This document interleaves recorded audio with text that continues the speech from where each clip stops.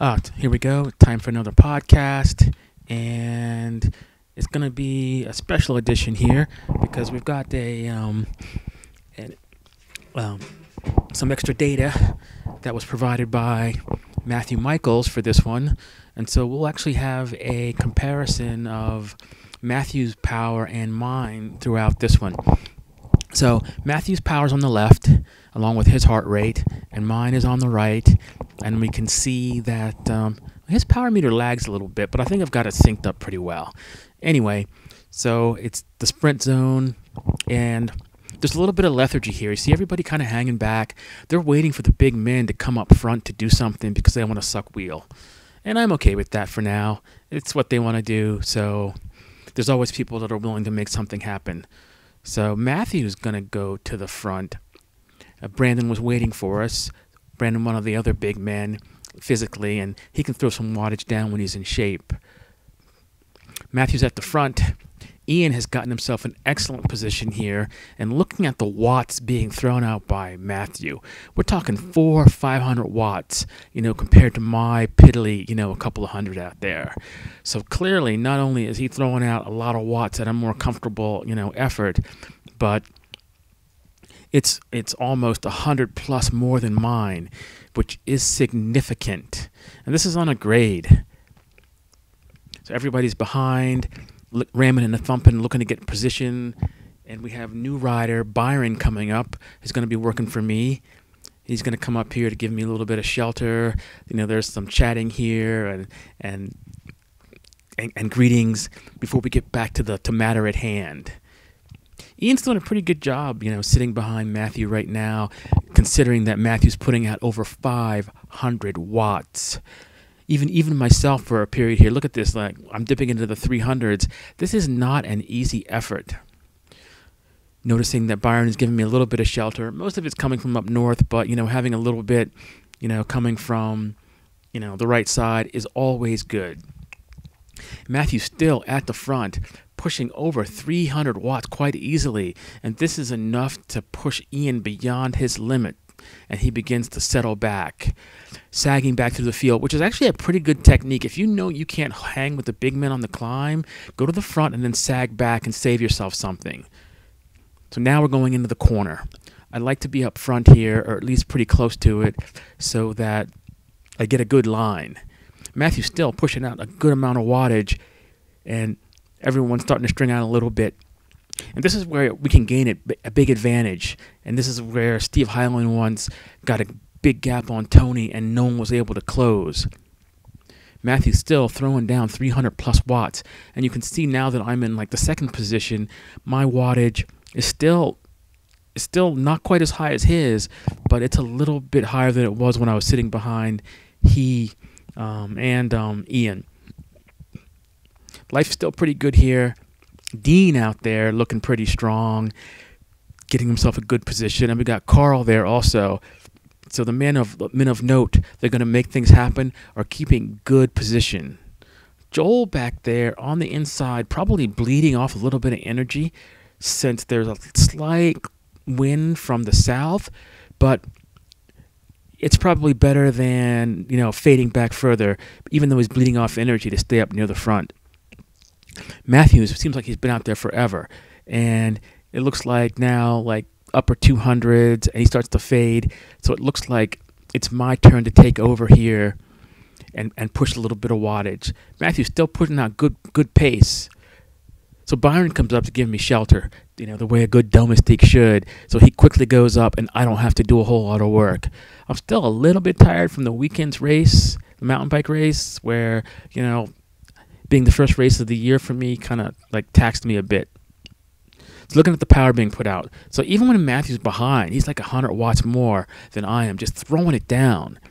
And at this point, it looks like the separation and the selection has been made, and it's going to be from this group that there'll be a final winner. Matthew back there, it must be that I don't give him that much shelter, because he was throwing out a shit ton of watts, even being behind me. Byron looking good there.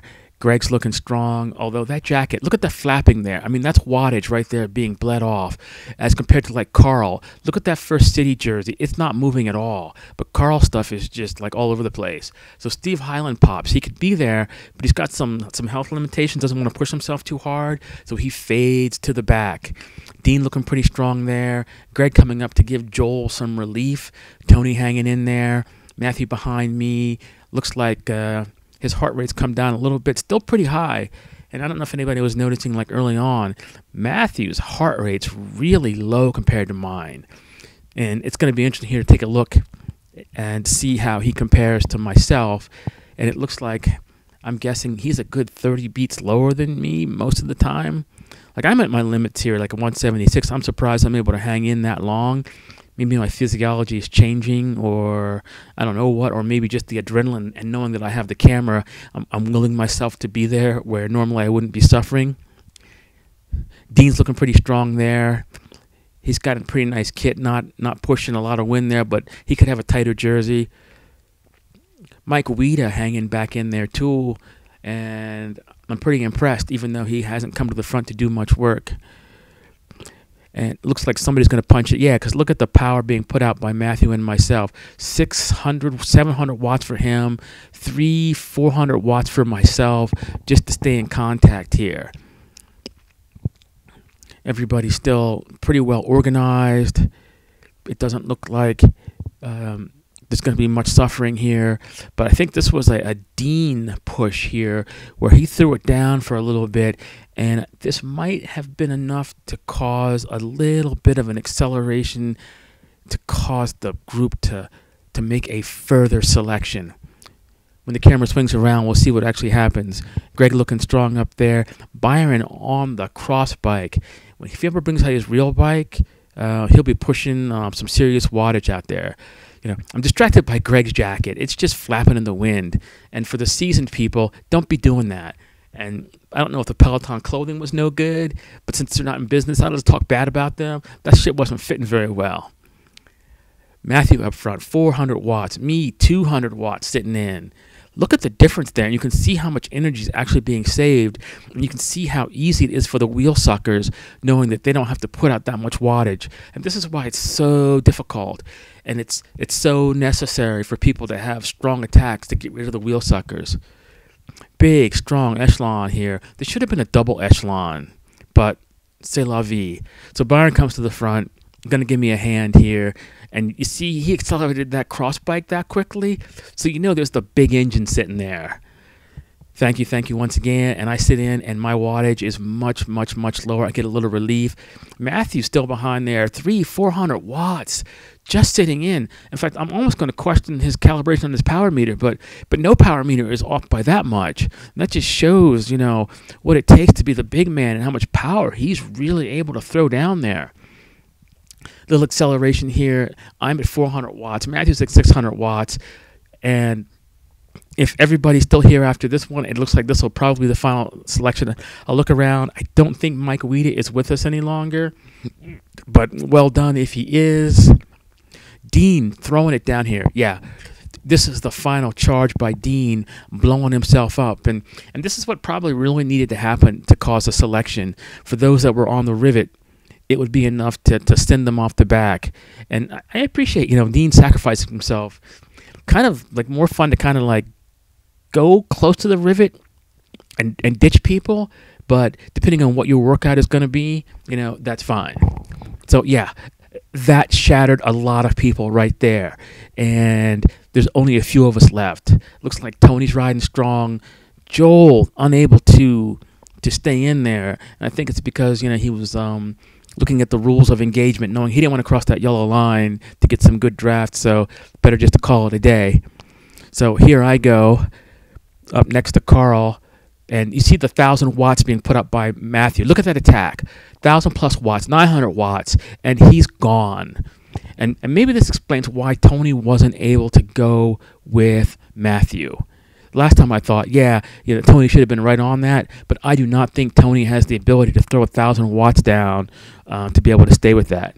Okay, so true that Tony wouldn't have had to put out 1,000 watts, but let's say a good 700 to stay with that, and it's game over.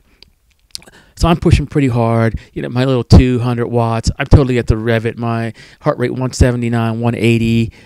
Matthew's still up there, 500 watts. No one's going to catch him. Carl's got a nice position. And here comes Tony. And we are going to battle it out for second, third, and fourth. At this point, I'm just really happy to be here since, I'm a little tired from the weekend. But I settle in and I figure, well, I've got the camera. I want to be as close as possible to capture as much as possible. Look up the road. Matthew has just gone. I can't even see him. I mean, look at that. And you could see that, the seasoning he's gotten from his years and experience with the TTH man have allowed him to develop that kind of power. So Tony's looking pretty strong here. I'm pushing like 300 watts a day with Tony, which means Tony's probably going a bit 400 or so. At this point, at my heart at 179, it's just like all over for me.